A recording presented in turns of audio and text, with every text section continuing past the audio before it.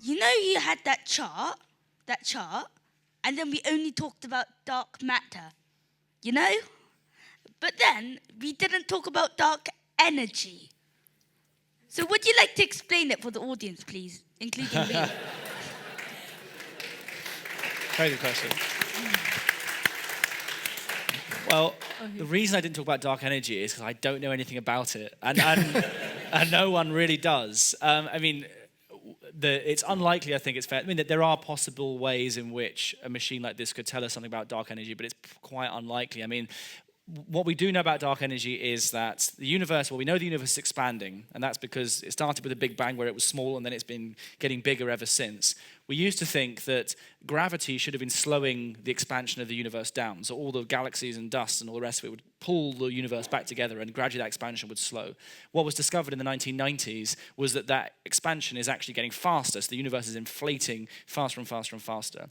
And so we came up with a word called dark energy, which describes some kind of repulsive anti-gravitational type force, which is causing this to happen. As for what it is, there are lots of different ideas. I mean, one of the first ideas was that, well, actually, one idea is it could even be the Higgs Field, the thing that gives mass to the particles. That might have, early on in the universe, had the role of causing it to get bigger, or at one point early on in its history. Another idea was that if you take a bit of space and remove all the stuff, as I said, there's still some energy left, because all these fields, which the particles exist in, have what's called zero-point energy. So these are little vibrations, little jitters due to quantum mechanics. And you can add up all the energy that's stored in these little jitters and work out how much energy a bit of empty space has.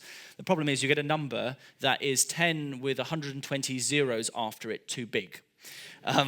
So that it's what's called the worst prediction in physics. And if dark energy was that, we'd all have been torn to shreds instantly and the universe wouldn't exist. So there are hypotheses out there that it could be a field, or it could be vacuum energy. We haven't understood it properly, but honestly, we don't know. And it's probably not going to come from a collider experiment in the near future, unfortunately. So you have your circular colliders like LHC, smaller ones, planned even bigger one. But you also hear about linear colliders in various other places doing various science. And why do you have one over the other? Clearly there's a case to have both, because both exist, so strengths, weaknesses, etc. Why for your next collider, why is it going to be a circular, for example? Yeah. Why not 100 kilometers linear? So there is an obvious advantage in a circle that you can the beams of particles come back and collide with each other more than once. The extra cost that you have to pay for that is the magnets needed to corral them and keep them circulating. So there have been proposals, and there are proposals that will also come to this same strategy workshop for just a straight-ahead collider of electrons and positrons, which would avoid the need for exactly such a long tunnel, but it would still be about 30 kilometers long, and it would still be roughly as expensive. The major difference is it wouldn't have the upgradability to put the proton-proton collider in the tunnel later. So the precision science that Harry talked about of measuring the properties of the Higgs with great precision could indeed be done with this alternative approach. And there has been an idea in circulation for about more than 5 years. There was some interest in building such a machine in Japan, but that interest seems now to have cooled. There is also a concept to do something like that at CERN, and that will be considered as another alternative approach in the European strategy exercise which I outlined. So these are all credible ideas. They have an engineering deliverability. They can be costed. What they don't have is the potential to upgrade in the way that we've talked about here. So on the topic of questions and who asks questions next, on the topic of women in science, I'm very keen that we have as many questions from women as we get from men this evening. So if you're a woman and you have a question, don't be shy. Please speak up, because we would like to hear from you. I think we've got a question somewhere at the back there. Hi. So if we do discover some things about dark matter particles, what would you expect to discover? Are there any plausible predictions? Well, Do you want me? well, I mean, so if we did, so are you asking sort of what could these particles be? What might we expect to see? I mean, so at the LHC, for example, a very popular idea until the LHC started taking data was something called supersymmetry, which is an extension to the standard model where all the particles get a superpartner version. They're called sparticles, and they all have very silly names. And the lightest, in a lot of these supersymmetric theories, the lightest particle had the right properties for dark matter. So it was electrically neutral, but it interacted with the weak force, which means that you could make them in a collider. So the signatures you're generally looking for in a detector, as I said, is you have your protons coming in or your electrons and positrons, they collide, you get a load of particles flying, and then if you add up the amount of energy that you see in the visible particles and you know how much energy you started off with, then you can see that there's some missing energy which was carried away by a dark matter particle. In terms of, I mean, there are lots of different flavors of dark matter. So a WIMP, these weakly interacting massive particles, they're the kind of the most sort of, I don't know, most studied option, but there are other things called axions, which are very strange, and they tend to have lower masses than WIMPs. So there's various different candidates. As for which ones we discover, I mean, we don't. So I think the key things you'd want to check, if you found something and you wanted to know if it could explain the dark matter that we see in telescopes, is how massive the particle was, how heavy it was, and how strongly it interacted with everyday stuff. Because that would tell you how many of them had been made in the very early universe compared with all the hydrogen and atoms that we're made of. And that would enable you to test that observation that about 27% of the known universe should be made of dark matter. And you might find something that looked like dark matter but didn't interact strongly enough, and then you say, well, there must be some other things going on there as well. So reconciling what we find in a future collider with what we see in telescopes will be one way to check whether what we found actually is dark matter in the way that we see from astronomy, or whether it's just some new particle that we need to connect to a whole hidden sector of new particles, as Harry said. Yeah. I mean, and it's not just colliders where people are looking for these things. Like, it's so difficult. You find all these. The people I feel sorry for, actually, that there are people building detectors, and we don't know what this stuff is, but if it's not the thing that gets detected by their detector, they're spending a lot of years looking in the wrong place. And I was in South Dakota. There's a big mile and a half underground. There's a big dark matter detector of one particular type, and I went down there and I talked to the people and they showed the science. It's all very interesting. And then I noticed up in the corner there was a plush, fluffy toy unicorn, and I said, why is there a unicorn? They said, well, if we go home in the evening and we haven't seen dark matter, we've still seen a unicorn. And I thought that was a very good attitude. Yeah. There was also, I mean, WIMPs, people always laugh at the name WIMP, but we forget there was actually a competing theory with machos. And the idea was that you could either have machos or WIMPs, but machos have been ruled out long ago. So we're just left with WIMPs. Yeah. Although, I mean, interestingly, so I don't know if you've heard of gravitational waves, which have been discovered a couple of years ago by these big L-shaped machines called LIGO. And one of the interesting things is that they've observed collisions between black holes, and the collisions they've seen so far are of black holes with quite unusual masses of about 30 or so solar masses of the sun, solar masses, so 30 times the mass of the sun. And that's led some people to speculate again that maybe dark matter could be a big population of, sort of 50 solar mass black holes, which isn't totally ruled out in some kind of version of the theory. So it could be there isn't a new particle, maybe it's something astrophysical that we haven't discovered yet as well. So there's lots of options. I don't think that works with primordial helium density or something. Okay, right, more questions. YouTube questions arrive on a clipboard, apparently. Right, they've been transcribed. Right, here's a good question. Doesn't say who it's from. Are there any practical, foreseeable applications for the data that these colliders would generate? Is it going to do anything useful?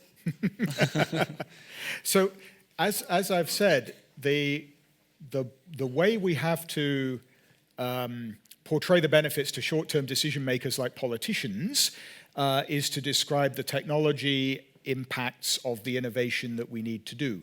Because the timescale for any application of the science itself is probably closer to 100 years, and that's way beyond the timeline that most of us will directly understand.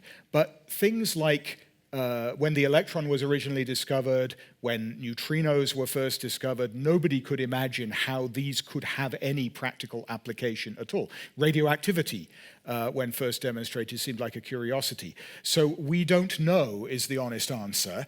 It's not going to be straightforward to see how you could use the Higgs in your daily life, but we know that special relativity and all sorts of esoteric science from 100 years ago is absolutely key to what we do. You know, the GPS that you use to get to this lecture tonight relies upon Einstein's special relativity being correct. And at the time when that was being tested scientifically 100 years ago, nobody could imagine that anything precise enough to ever require those level of calculations would ever be relevant to anybody's daily life. So we shall see, I think, is the best answer. Got anything to add? That famous, is it Faraday and George IV or something? May have been even in this. What is the use of this electromagnetic phenomena in the 19th century? And he said, one day, so you will tax it. You know, exactly. So let's have any more from the audience anywhere. About the Higgs field and how at some point in time it switched on and gave particles mass. Is there any possibility that it will stop giving particles mass or give them more mass or change in some way? I feel a disaster movie coming on. Yeah. I don't want to frighten you, but yes. There's a possibility, and this was this came along with the discovery of the Higgs, that the what we call the vacuum, in other words, the arrangements of the various fields that we know about, could be unstable, and that the Higgs field, if you imagine the Higgs field as like a kind of a ball rolling down a hill, that it's kind of rolled into a valley. But actually maybe there's a deeper valley somewhere else, so it could kind of change to a different value. And this could happen, we know it's probably not very likely because the universe is still here, so if this is going to happen, it's probably going to happen a very long time in the future. But through quantum processes, it could the Higgs field could tunnel to a lower energy state, and what that would trigger would be the formation of a little bubble in the universe where you had a different value of the Higgs field, therefore totally different masses of all the fundamental particles. That bubble would then expand and obliterate the entire of the universe. The good news is it would happen at the speed of light, so you wouldn't know it was coming. So, and as you said, the universe has been there for 14 billion years, so this isn't, well, yeah. Let's see if we get home tonight. That's one of those terrible things where you can't prove it's not going to happen. Exactly, you can only show it hasn't happened yet. Right, somewhere up, microphone up here somewhere. Yes, on the front here. I was determined to not start my question with the word so. So by comparison to how does a supercollider at the at CERN compare to supercolliders elsewhere in terms of the funding menu? So how does it compare to, for example, the Chinese proposed supercollider? Yeah, so I was expecting somebody would ask. There is an ambitious group of scientists in China who have had at least the concept of building something like the FCC purely as a Chinese project.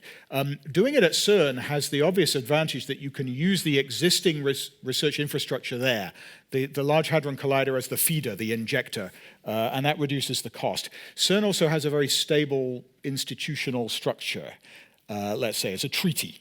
And that means you're pretty much guaranteed that the countries that are members of CERN will continue to contribute to it. There is a lot of confidence in the civil engineering ability of the Chinese to build big tunnels and high-speed railway things and stuff like that, but I'm not sure that they have the scientific manufacturing capability to build 100 kilometers of magnets. Now, that would be part of the business case that the Chinese Academy of Sciences would say, okay, well, we would create then that capability, and that would attract young people into science in China. And to some extent, you could imagine them making the case to their own government along the lines that I just made here.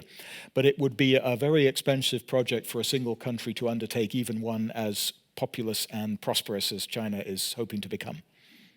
Anything to add? So I would like to invite the Chinese to be part of an FCC project. I think that would be a way that they could learn how to do science at the global scale. And that would be a good way to promote, let's say, a valued continued collaboration with China in times of international tension, which is a good lesson from the Cold War. There was always good collaboration between Soviet and Western scientists, even during the most tense periods of the Cold War conflict. So right now, anything that can build international collaborative trust is a welcome thing. More questions? Funding decisions in this country in the last 8 years have all been about cuts. How do you convince funders to make a commitment that can't be cut? Once you've made the commitment, it's 30 years, and you can't cut it without completely dropping out. Can you do that? Well, so as I said in the answer to the previous question, the institutional framework of CERN helps because as a treaty organization, it is much harder for any single member to vary the level of its membership. The CERN Convention lays down the amount that you need to pay each year as a fraction of the total budget. So if the total budget is agreed, the UK's contribution is set. That doesn't mean everybody's happy to pay it, but it means it's hard for them not to. A project like this has to have broad cross-party consensus and consensus from sectors outside, not just individual politicians. Otherwise, it will never survive. And that's one of the lessons from the superconducting supercollider in the United States. But my experience with British politicians over the last few years has not been as negative as you say. There is a willingness a cross-party willingness to see investments in science and technology as a good thing. That doesn't mean that every project in science and technology is automatically going to get funding, but it means they're not looking to reduce the overall science budget anymore. In fact, there's a commitment to grow that. And so it's not a hostile environment in which to be making a case for science, but that doesn't mean you get an easy ride when you're proposing a big long-term commitment. So the sort of arguments that I outlined have been successful in securing UK participation in other big science projects. And what we're talking about here would mean continuing roughly the current level of investment in CERN for many decades into the future. So it's not asking for more money, it's asking for many more years of contribution at the present level. Is it right? Is it Austria tried to leave CERN a few years ago, I think, and then reversed its decision because it found it quite... An Austrian science minister had a little bit of a brain fit. Yes. Right. Okay. Well, no, okay, for smaller countries without a big history of contributing substantially to the project, you should always be able to ask that question and reassure yourself that you don't want to pull out. So I think we've got time for two more quick questions. So one over here, somewhere, yep. My name is Juana, and I would like to thank you for your presentations and dedication and hard work. As an advocate for innovation and future development, my question to you all is, how can we contribute to support your work, and what is your call to action for us in here and at home? Call to action. Right. Wow, okay. Well, but you could do a PhD in particle physics or engineering. I suppose that would be very helpful. I guess these projects, I do a lot of public engagement work, and I think, you generally, there's the people I speak to are always very enthusiastic about these projects, but that's because the only people that come to the events that I do are already interested. So I guess, if you can encourage your more skeptical friends to come along or learn something about physics, I guess that would be a helpful thing. Yeah. All right. Any Yeah, spread the word. These projects ultimately require a broad consensus in the public that they are good things to spend money on. And there are no better advocates for it than other members of the public talking to their friends, sharing opinions when you meet random taxi drivers, skeptical audiences who might not show up for an event like this, but those you come across in daily life. It would be great to spread the word about this project and just about the value of basic research in general. Okay, last question. Somewhere up there? Yeah, there. I wonder if you agree with something I would think, that we've been saying that fusion research has been 25 years in the future before we get a reliable fusion power station.